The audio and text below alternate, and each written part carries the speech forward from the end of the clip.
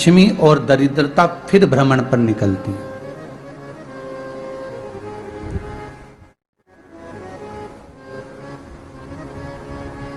शिव भ्रमण कर कर जब वापिस आ जाते हैं, हिंदू धर्म में पीपल के वृक्ष की जो गणना वराह पुराण में करी गई है, 4 बजे से 7 बजे तक शिव के भ्रमण का समय बताया है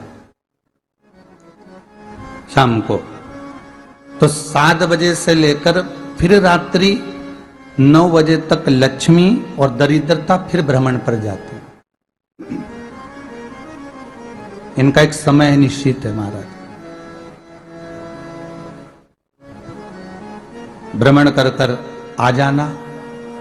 अब इस बीच में जब लक्ष्मी और दरिद्रता दोनों निकल कर जा रही हैं, तो दोनों एक भाव रख कर जाती हैं कि आज हमको कहां प्रवेश करना है।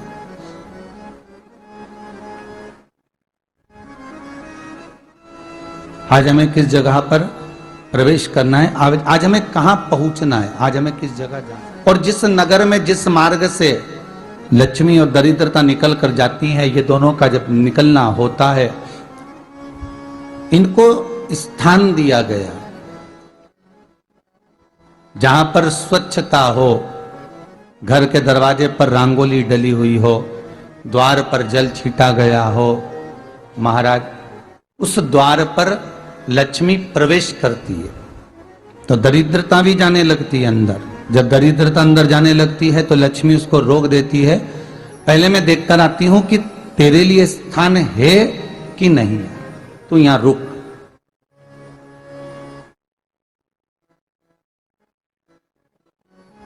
कुछ देर तक दरिद्रता बाहर खड़ी रहती है और लक्ष्मी जी की बड़ी बहन जब दरिद्रता बार बार अंदर जाने का प्रयास करती है तो लक्ष्मी जी कहती हैं, जीजी तू इतनी बड़ी होकर तुझे मालूम है, तू तेरा सम्मान होना चाहिए, आदर होना चाहिए, और तू अंदर चली जा और कोई तेरा सम्मान ना करे तो कितना बुरा लगेगा, इसलिए तू बाहर खड़ी रहे। मैं अभी आई। अंदर जाती है और जब लक्ष्मी जी भ्रमण कर लेती हैं, अंदर प्रवेश कर कर आती हैं, और प्रवेश कर कर आती हैं तो दरिद्रता पूछती है चले अंदर। तो लक्ष्मी जी कहती हैं, तुझे मालूम नहीं है क्या जीजी कि जिस घर में मैं प्रवेश कर जाती हूं उस घर में फिर दरिद्रता नहीं जा सकती, क्योंकि ये तेरा वचन था,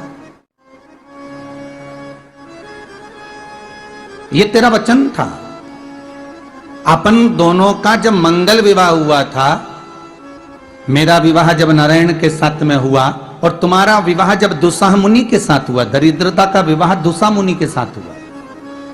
जब अपना दोनों का विवाह हुआ था तो अपन दोनों ने एक वादा करा था कि जिस घर में लक्ष्मी प्रवेश कर जाएगी उस दिन फिर दरिद्रता नहीं जाएगी, और जिस घर में दरिद्रता प्रवेश कर जाएगी उस घर में फिर लक्ष्मी नहीं जाएगी।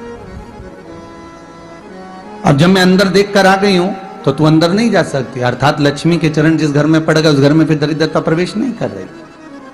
चलते चलते फिर दरिद्रता ने देखा और लक्ष्मी जी इसको लेकर गई, और लक्ष्मी जी ने देखा कि इसके दरवाजे पर जल नहीं छीटा गया, इसके दरवाजे पर ना रंगोली डली है, इसका द्वार साफ नहीं हुआ है, इसके द्वार पर दीप नहीं है, इसके द्वार पर कलश नहीं है, इसके दरवाजे पर ढेर सारा कचरा पड़ा हुआ है, कोई श्वान कोई कुत्ता गंदगी भी कर कर चला गया है, कहीं बिल्ली ने गंदगी कर रखी है, कहीं जीवों ने कुछ गंदा गिरा रखा है। तो फिर लक्ष्मी जी कहती है, जी जी अब मैं होकर आ गई थी ना, अब तू जा, तू होकर आ। और दरिद्रता प्रवेश करती है। तो अंदर जाकर क्या देखती है दरिद्रता कि इतनी सवेरे से मैं घूमने इनके दरवाजे पर आई और ये तो सब चादर तान के चकाचक गुर्राटा भर भर कर सो रहे हैं। तो दरिद्रता कह देती है, तुम्हारा भाग्य ही बेकार है, तुम्हें क्या करूं, तुम ऐसे ही सोते रहो। और दरिद्रता गुस्से में बाहर निकल कर आती है, लक्ष्मी से कहती है, लक्ष्मी तू इसके घर में जाना ही मत। तो दरिद्रता को कहती है, जीजी तेरी बात नहीं मानूंगी क्या मैं? लक्ष्मी जी बोली, मैं तेरी बात नहीं मानूंगी, बिल्कुल नहीं जाऊंगी इसके घर में, तू चिंता मत कर,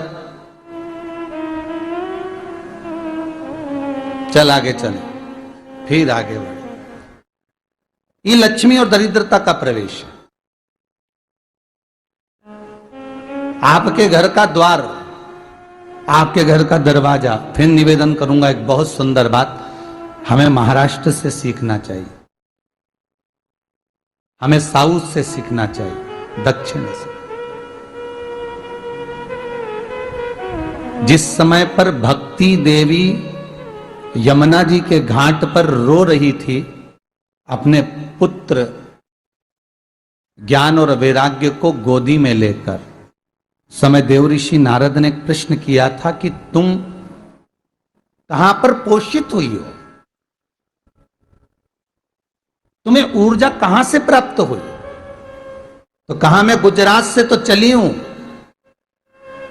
और वहां से चलती चलती भक्ति देवी कहती है, मैं बहुत दुखी होकर, बूढ़ी होकर, द्रवित होकर, बड़ी दुख में वहां से चलते चलते जब मैं महाराष्ट्र में पहुंची तो मैंने वहां जाकर देखा कि वहां पर लोग हर पल हर घड़ी ब्रह्म मुहूर्त में उठकर स्मरण करते हैं, नाम जाप करते हैं और दरवाजे पर जल छीट कर रंगोली डालते हैं। तो कह रही है कि वहां पर मैं थोड़ी अवस्थावान होने लगी, वहां मुझे अच्छा लगने लगा। फिर जब मैं और आगे पढ़ी, दक्षिण में जब पहुंची, वहां पर जाकर मैंने देखा कि सुबह से उठकर मंगलाचरण, मंगला स्तोत्र और वेदों की ध्वनि होने लगी। वहां पर मैं और आनंदित हो गई। हमें कुछ चीजें महाराष्ट्र से सीखना चाहिए कि वहां रहने वाले जो भगत हैं, वारकरी संप्रदाय के जो भक्त होते हैं, वैष्णव जो धर्म के भक्त होते हैं, उनका नियम है सवेरे के समय घर में पानी है कि नहीं है, पर जब भी वो घर का दरवाजे के बाहर थोड़ा ना थोड़ा पानी तो छींट ही देते हैं। और छींटने के बाद फिर वहां पर अपने यहाँ तो दिवाली पे रंगोली बनती है जी, और वहां पर रोज की रंगोली बन जाती है कि कभी हो सकता है परमात्मा राह भूल कर हमारे घर में प्रवेश कर जाए, इसलिए वहां प्रतिदिन की रंगोली, प्रतिदिन।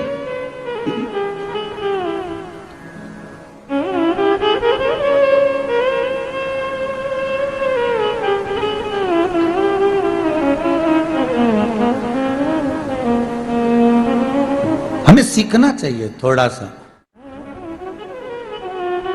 आज के जमाने में तो बहू अपने कमरे की झाड़ू लगा ले, वो भी बहुत बड़ी बात है हो।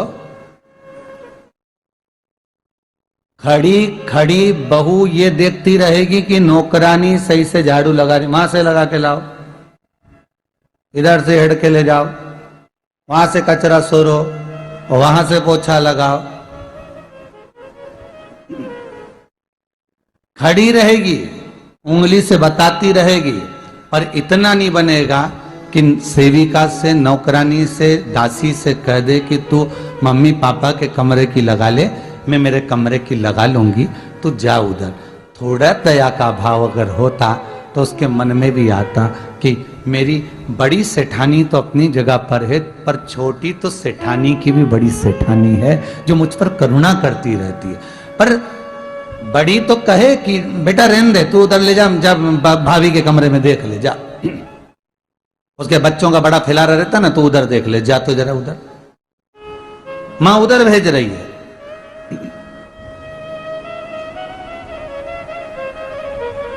थोड़ा सेवा का भाव हमारे भीतर हो। और एक निवेदन तो हमेशा करा है और अब आज भी करता हूं, पूरे घर की सफाई करवाओ, पूरे घर में तुम पोछा झाड़ू जो चाहे करवाओ, मना नहीं है, पर एक निवेदन है, रसोई घर के अंदर बहू और बेटी ही जाकर भोजन बनाए तो अन्नपूर्णा सदा कृपा करती है महाराज। बहू और बेटी ही।